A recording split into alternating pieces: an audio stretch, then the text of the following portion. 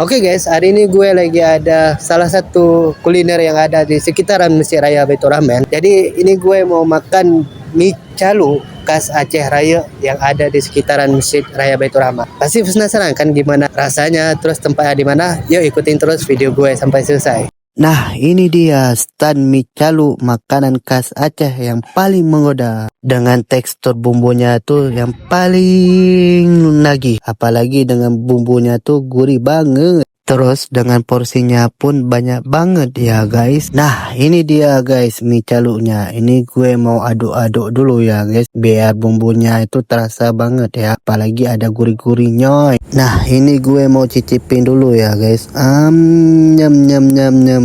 Emang betul-betul enak banget ya guys. Dengan aromanya tuh pun super enak banget. Oh ya, buat kalian yang pengen nyobain mie calu ini, langsung aja ke sekitaran Masjid Raya, pas di deretan orang jualan pintu samping Masjid Raya ya guys.